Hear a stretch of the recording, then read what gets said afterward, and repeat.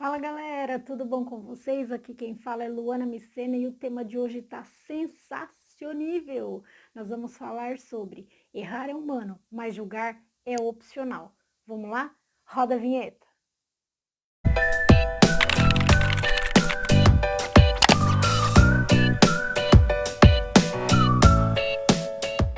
Quem nunca errou, na verdade? Mas se você já errou, já pagou pelo erro que cometeu e mesmo assim ainda vem sofrendo acusações, injúrias, difamações e julgamentos pelos erros do seu passado, fica aqui. Esse vídeo é para você. Se você já gostou do tema, já deixa o seu like, que até o final do vídeo, se você prometer ficar aqui, eu vou te contar por que tudo isso acontece. E o melhor de tudo, eu vou te ensinar a receita para mudar o quadro da sua história. Mas antes, se você ainda não é inscrito, aproveita agora nesse botão que está aparecendo aí na tela, clica, se inscreve no canal, ativa o sininho das notificações, porque assim você não perde nenhum tema novo que eu postar aqui no canal. Quantas vezes nós erramos na vida, não é verdade? Mas aquele que não tiver pecados, que atire a primeira pedra. Primeiro de tudo, eu quero falar para você o porquê que isso acontece. Nós erramos porque somos pessoas falhas, fracas, de carne e osso, somos seres humanos. E nós estamos neste mundo, não pertencemos a ele, mas aqui é bem difícil a prática. As coisas na teoria elas são lindas, maravilhosas, e na prática não é bem assim que funciona, porque nós vivemos uma grande guerra espiritual. Nós temos o mundo carnal e temos o mundo espiritual. Quando você não tem conhecimento do mundo espiritual e não se dá conta do que existe na atmosfera enquanto esse vídeo está acontecendo aqui agora, para eu passar isso para você, existe uma guerra espiritual entre trevas e luz para que essa mensagem não chegue até você. Então, nós precisamos nos dar conta de que existe uma guerra espiritual, que nós somos falhos e nunca seremos perfeitos. Mesmo que você se converteu, você não vira santo. Santo só Jesus. Mas nós temos que buscar nos parecer o mais próximo possível de Jesus, porque fomos criados à imagem e semelhança dele. Mas eu quero ler aqui um versículo para você, para a gente poder entrar dentro da palavra do Senhor para destrinchar o assunto. Eu vou ler aqui em Lucas 5,12. E aconteceu que, quando estava numa daquelas cidades, eis que um homem cheio de lepra, vendo a Jesus, prostrou-se sobre o rosto e rogou-lhe, dizendo: Senhor, se quiseres, bem podes limpar-me. Primeiro de tudo, eu quero que você entenda algo. Não sei se você já sabia disso, mas a lepra é uma doença que não tem cura. É uma doença que apodrece a carne. Você vai perdendo partes do teu corpo, porque vai corroendo. Naquela época, os ratos comiam a pele, orelha, cartilagem. Então, é uma doença que vai corroendo o ser humano. É uma das piores doenças, pestes que existia. Então, para trazer isso para o lado espiritual, é tudo que tem de ruim guardado no nosso coração. Todos nós já tivemos momentos bons e ruins. E quando a gente guarda mágoa, rancor, a gente já falou disso em outro vídeo, isso pode te prejudicar muito. Nesse texto, o leproso quer pedir ajuda a Jesus. Só que o que ele faz? Ele se prostra sobre o rosto. Entendo que a visão é essa. Por quê? Porque ele não quer que o odor, que o cheiro, porque até a boca, o mau hálito é horrível, que chegue até Jesus. Mas ele reconhece que ele está podre e ele quer ajuda. E ele tenta disfarçar. E é isso que acontece. Muita gente tenta disfarçar sua lepra. Só que a palavra de Deus nos ensina que nós precisamos confessar os nossos pecados. E o primeiro passo é você reconhecer que você está leproso e você precisa de ajuda. Quando você reconhece e confessa o teu pecado, o diabo ele perde toda a autoridade que ele tinha sobre a sua vida de te acusar. E aí você já abre as cadeias e já se torna uma pessoa livre, porque você está pedindo ajuda e para a pessoa certa, para Jesus.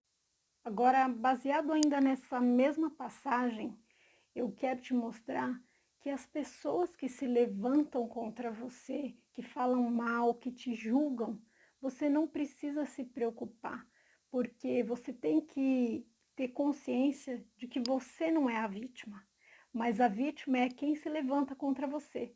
Você já parou para pensar como é a vida dessas pessoas? Porque se você começar a analisar, deixa eu ver, quem são as pessoas que estão falando? Qual é a índole, qual é a vida, como é o histórico dessas pessoas, quais os frutos que elas oferecem, você vai entender que você não é a vítima, mas a vítima são elas. Por quê? Porque são pessoas que, na maioria das vezes, são pessoas que estão num dia ruim ou pessoas que vivem uma vida ruim, uma vida amarga, uma vida sem alegria, são pessoas frustradas ou na sua vida profissional ou nos seus casamentos. Quantas pessoas hoje estão casadas com pessoas erradas porque não casaram dentro da direção? Pessoas que estão infelizes nas suas casas, pessoas que perderam filhos, parentes, que ficaram amargas por isso. Então, nós precisamos entender que essas pessoas sim são as vítimas e elas precisam muito mais de oração. Então, todas as vezes que você colocar o joelho no chão, lembre dessas pessoas que vêm te acusando, mas peça para Deus colocar paz, alegria, amor, felicidade, porque quando você é feliz, ninguém te afeta. Sempre você vai ter uma palavra de esperança. Você já viu uma pessoa bem resolvida ficar se incomodando com o que estão falando?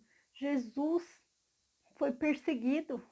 Nós seríamos perseguidos. Eu vou dar um exemplo. Há alguns anos atrás, eu dizia, eu não tenho nenhum inimigo. E realmente, eu não tenho ninguém que eu odeio. Eu tenho pessoas que se afastaram de mim ou eu me afastei porque simplesmente há um tempo determinado para todas as coisas. Tem pessoas que vão aparecer na nossa vida, vão nos ajudar e vão embora. Tem outras pessoas que vão vir para tentar atrapalhar, mas o processo de Deus na nossa vida, ele não morre. Então, Satanás, ele envia pessoas para tirar a gente do caminho. Só que Satanás, ele não sabe. Eu costumo dizer que ele é tão burro que ele trabalha para o reino de graça, porque todas as vezes que ele tenta fazer algo para prejudicar um ungido do Senhor, ele dá um tiro no pé, porque ele acaba promovendo aquela vida. Depois procura a história de Mardoqueu que você vai entender o que eu estou falando. Prepararam uma forca para ele e a pessoa que preparou a forca morreu enforcada. E agora, para fechar, como eu falei para vocês, que eu ia finalizar dizendo qual é a saída para esse problema, eu vou ler aqui uma outra passagem, 2 versículos, que vai finalizar aqui esse contexto. Então, o que você vai fazer a partir de hoje? Tá aqui, ó, Eclesiastes 12, 13, diz assim: de tudo que se tem ouvido, o fim é: teme a Deus e guarda os seus mandamentos, porque isto é o dever de todo homem. Então é isso que eu e você vai fazer a partir de hoje. Então, se hoje a gente ainda falou mal de alguém, a gente julgou, vamos olhar para o amanhã. Então, amanhã não vamos cometer o mesmo erro de hoje e assim sucessivamente. Não estamos dizendo que não vamos fazer, mas vamos nos esforçar para ser melhor, guardando os mandamentos de Deus e temendo a Deus. Então, toda vez que você for julgar alguém, você tem que lembrar que você olha para aquela pessoa e se aquela pessoa é imagem e semelhança de Cristo, você não está julgando aquela pessoa, você está julgando a Cristo. Como eu costumo dizer, a palavra é de prata, mas ó, o silêncio é de ouro. E por fim, qual que é a solução para todos esses problemas? Ó, Luana, mas a pessoa está falando de mim, a pessoa está fazendo isso, isso e aquilo. A própria palavra está falando o que a gente tem que fazer. Por isso que eu falo que esse livro aqui para mim é o manual. A gente vai lá que tem resposta para tudo. Segura aí, ó. no mesmo capítulo, Eclesiastes 12, no versículo seguinte, 14.